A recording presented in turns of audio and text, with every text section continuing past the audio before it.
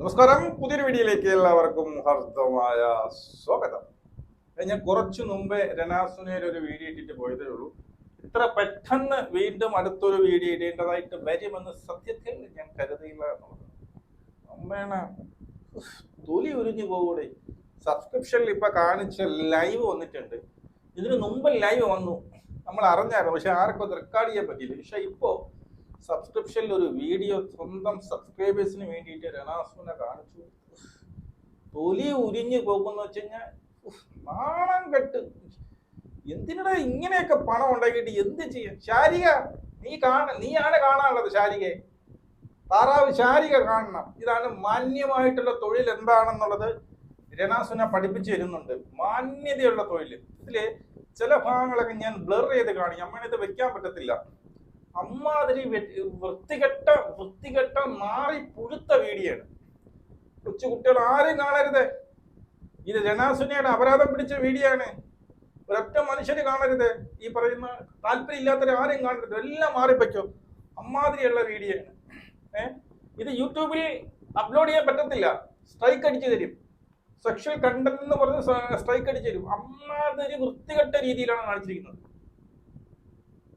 മലയാളത്തിൽ പച്ച മലയാളം പറയാൻ പറ്റില്ല. അല്ലെങ്കിൽ ഞാൻ പറഞ്ഞറിഞ്ഞ് വെച്ചു കൊടുത്തേനെ.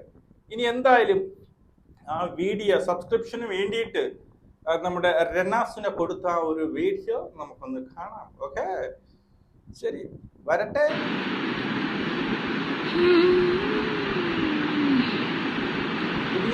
എല്ലാം കാണാം. കാണുന്നുണ്ട്. നിങ്ങൾ കണ്ടോ എന്റെ ചുണ്ടെല്ലാം പൊട്ടി?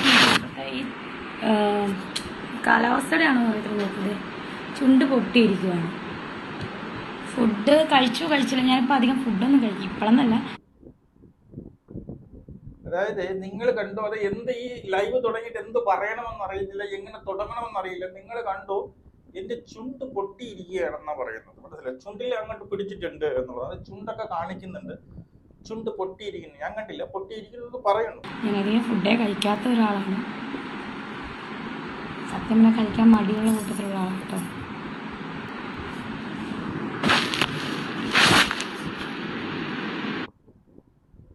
അല്ല, ഇതിന്റെ ഇടയിൽ പറഞ്ഞ നിങ്ങൾ കേട്ടോ, ആഹാരം കഴിക്കാൻ മടിയുള്ള കൂട്ടത്തിലാണ്. ഓ, നമ്മളെ കണ്ട് ബിഗ് ബോസിൽ പോയപ്പോ കണ്ടു വലിച്ചു വാരിയിട്ട് തിന്നണം. നമ്മളെ കണ്ട് രാത്രി എണീറ്റൊന്നും ഒന്നും കിട്ടാത്തോണ്ട് അരി വാരി തിന്നണതും കണ്ടു. ആരെ കാണിക്കാൻ പറയണം? നല്ല രീതിയിൽ കഴിക്കും ആൾക്കാർ. ക്യാമറ അവർ മാത്രമേ ഉള്ളൂ. ഇത് ബിഗ് ബോസിനകത്ത് നമ്മൾ നല്ല രീതിയിൽ കണ്ടേന് 3-4 പ്രാവശ്യം ഓടിച്ചെന്ന് വാങ്ങിച്ച് രാത്രിയൊക്കെ വരുന്ന അടിച്ചു മാറ്റി അരി വരെ തിന്നണം നമ്മൾ കണ്ട്. എന്നിട്ട് ഞാൻ വല്ലപ്പോഴേ കഴിക്കൂലോ. ബാക്കിലോട്ട് ഇരുന്നാട്ടാ ആൾക്കാർ കൃത്യമായിട്ടുള്ള അച്ചീവ്മെന്റില്ല. ഈ ഡ്രസ് അടിപൊളിയാണെന്ന് പറഞ്ഞു. ദുബായിലാണ് ആസൽക്കൈമേന്ന് മേടിച്ചു. അതായത് ഇനി ഡ്രസ്സിൽ പിടിക്കണം. ഡ്രസ്സ് പറഞ്ഞുകൊണ്ട് എങ്ങനെയെങ്കിലും നമ്മുടെ വിടവൊക്കെ കാണിച്ചു കൊടുക്കണം, നമ്മുടെ കുപ്പി കാണിച്ചു കൊടുക്കണം. അതൊക്കെ ഒന്ന് കാണിച്ചു കൊടുക്കണം. അല്ല, വട, കുപ്പിയല്ലല്ലോ, വട, നമ്മുടെ വടയൊക്കെ ഒന്ന് കാണിച്ചു. അപ്പൊ അതിന് വേണ്ടിയിട്ട് എങ്ങനെ തുടക്കം കുറിക്കും എന്നുള്ളതിന് ഞാൻ ഈ ഡ്രസ്സ് എങ്ങനെ കൊള്ളാമോ എന്ന് പറഞ്ഞ് തുടങ്ങിയിട്ടുണ്ട്. ഇനി എങ്ങനെയെങ്കിലും നമുക്ക് വട കാണിച്ചു കൊടുക്കണം, കാണിക്കാം. ഗിഫ്റ്റ് കിട്ടിയ ഡ്രസ്സാണ്. ഓക്കെ, കണ്ടില്ല, കുറച്ചും കൂടി വ്യക്തതയാണ്. അത് കണ്ട് തളർന്നു. പക്ഷെ അവിടെ കണ്ടച്ചണ്ട കാണണ്ട. ദൈവം സാധിച്ച് നമ്മുടെ ബോഡി ഷേപ്പാണ്.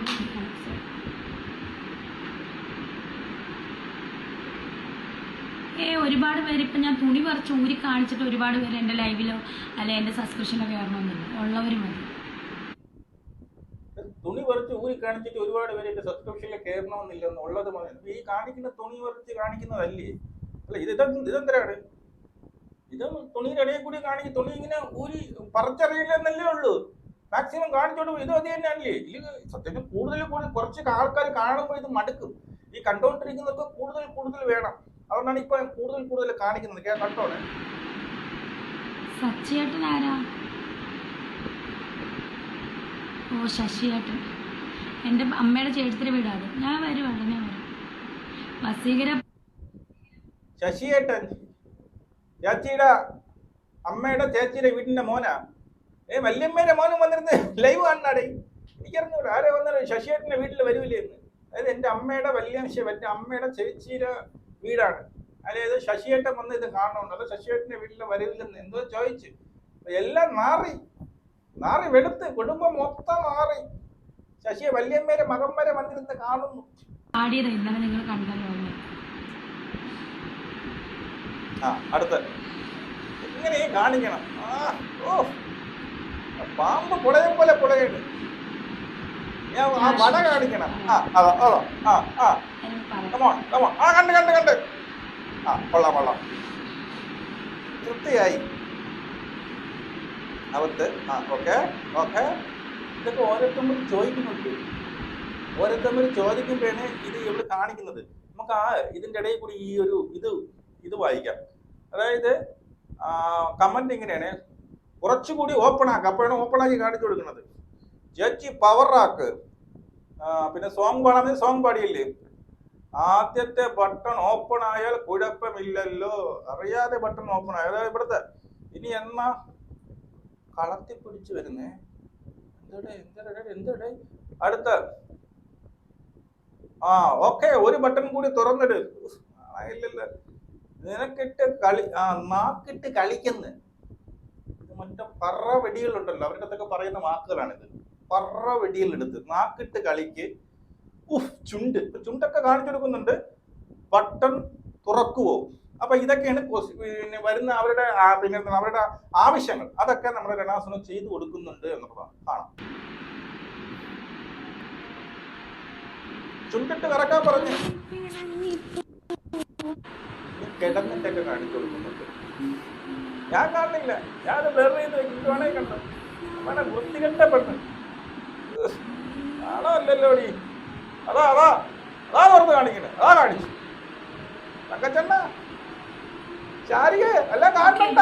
അല്ല മാന്യമായ ജോലി, അല്ല മാന്യതയുള്ള ജോലിയാണ് രണാസിനെ ചെയ്യുന്നത്. അപ്പുറത്തും കൂടി കാണിച്ചോളൂ. കൊള്ളാം ഇടവൊക്കെ കാണുന്നുണ്ട്. ഓക്കെ, അടിപൊളി. ഈ വേറെ ലെവലാടി.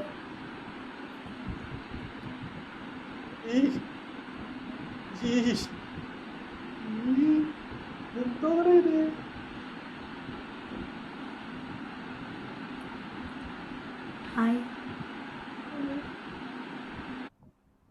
നാക്ക് തള്ളി കാണിച്ചു കൊടുക്കാൻ പറഞ്ഞാണ്. നാക്ക് തള്ളി കാണിക്കട്ട എന്നോട് വയറ്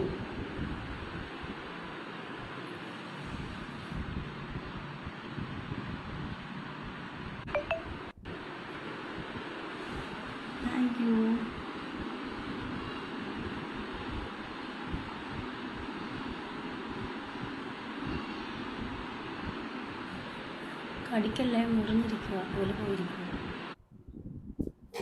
ചുണ്ട് പൊക്കി കാണിച്ചു കൊടുത്തിട്ട് കടിക്കല്ലേ എന്ന്. കടിക്കല്ലേ, മുറിഞ്ഞിരിക്കുകയാണ്. എനിക്കിതിലൊന്ന് കമന്റ് ചെയ്യാൻ വയ്യല്ലേ. പറഞ്ഞു കഴിഞ്ഞാൽ അമ്മനെ കൂടി പോകും.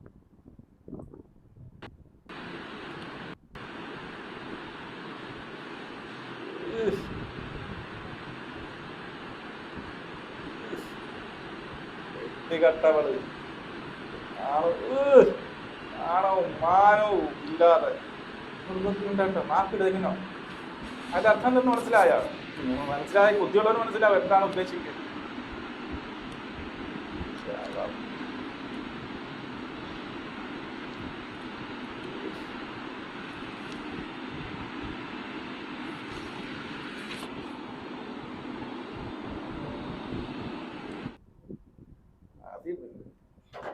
ഏത് മലരിലടാ പോയി ഇത് കാണുന്ന ഈ ശബത്തിന്റെ ഒക്കെ ഈ വീഡിയോസ്. ചാരികെ നിന്നെയാണ് ആദ്യം പിടിക്കില്ല. മാന്യമായ ജോലി എടുത്ത് ചെയ്യുന്നുണ്ട്. വളരെ മാന്യതയുള്ള ജോലിയാണ് ചെയ്യുന്നത്. വേണേ ഒരാൾ അതപ്പതിച്ച് ഇങ്ങനെ അതപ്പതിക്കരുത്. ഇങ്ങനെ ജോലി കിട്ടുന്നവരുണ്ട്, കിട്ടി ജീവിക്കുന്നവരുണ്ട്. പക്ഷെ ഇങ്ങനെ ചെയ്ത് ഇതുപോലെ പലതും അബദ്ധം കാണിച്ചിട്ട് അപ്പുറം അബദ്ധം കാണിച്ച് ജീവിക്കുന്നവരുണ്ട് എന്നുള്ളത്. ഇനി അങ്ങ് പറഞ്ഞാൽ ഞാൻ ഇത് തന്നെയാണ്. ഇനിയും മറ്റേ സുതി എന്നോ തേങ്ങയെന്നോ മാങ്ങയെന്നോ പതിവ്രതയെന്നോ കോപ്പെന്നോ മാന്യമായിട്ടുള്ള ജോലി ചെയ്താണ് ഞാൻ ജീവിക്കുന്നത് എന്നൊന്നും പറഞ്ഞു വരാതിരുന്നാൽ മതി. മനസ്സിലായോ? ഇതിന്റെ സബ്സ്ക്രിപ്ഷൻ നോക്കി ഞാൻ ഇപ്പോഴും പറയുന്നത് ഏറ്റവും കൂടുതൽ കൊച്ചു കുട്ടികളാണ് ഏറ്റവും കൂടുതലുള്ളത്. കുറെ എണ്ണം ഇറങ്ങിപ്പോയിട്ടുണ്ട്. അവരെയൊക്കെ തിരിച്ചു പിടിക്കാൻ വേണ്ടിയാണ് ഈ ലെവൽ. നിങ്ങൾ എഴുതി വെച്ചിട്ട് ഇത് ഈ സബ്സ്ക്രിപ്ഷൻ ചെയ്യുന്നവർ, ഈ തുണിയ വെക്കുന്നവരൊക്കെ അവസാനം ചെന്ന് നിൽക്കുന്നത് നൂൽബന്ധമില്ലാതെ നിൽക്കും. അതാണ് അവരുടെ എന്ന് വെച്ച് കഴിഞ്ഞാൽ ഇവർക്കിപ്പം കുറച്ച് പൈസ കിട്ടുന്നുണ്ട്. അതായത് കുറച്ച് എന്താണ് ഈ പറയുന്ന കുറച്ച് 1 ലക്ഷം 2 ലക്ഷം 3 ലക്ഷം കിട്ടുന്നുണ്ട്.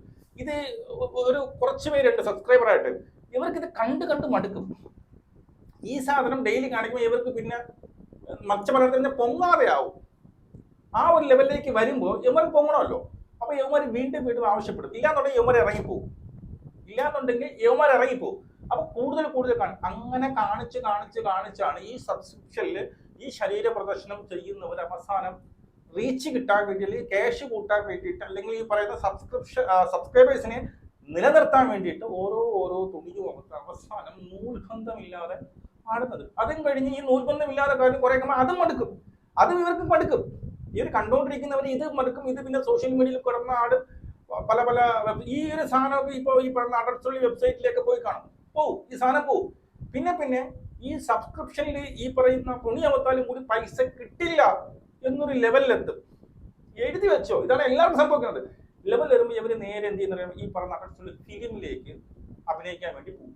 അവിടെ അഭിനയിച്ചാലോ അവിടെയും ഇത് തന്നെ ചെയ്ത് അവിടെ കുറെ നേരം ഈ പറയുന്ന പല രീതിയിലുള്ള പല പൊസിഷനുകൾ ചെയ്ത് അഭിനയിച്ച ഒരു പരിധിയാവുമ്പോൾ അഭിനയിക്കാനുള്ള ശേഷിയില്ലെങ്കിൽ, കഴിവില്ലെങ്കിൽ, അതും അവിടെ വെച്ച് നിൽക്കും.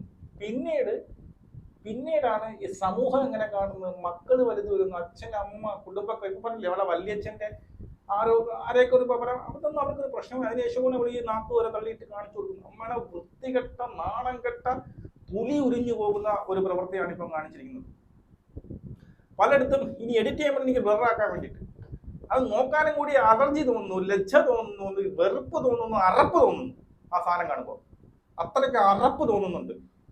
ഷാരിക ഇതേ കണ്ട് ഷാരിക വെൽഡൻ വേണു റെഡിക്കുട്ടി വെൽഡൻ, ഇതാണ് നീ ഇങ്ങനെ അധ്വാനിച്ച് മാന്യമായിട്ട് ജീവിക്കണം, ഞാൻ നിനക്ക് സപ്പോർട്ട് ഉണ്ട് എന്നാണ് ഷാരിക പറയുന്നത്.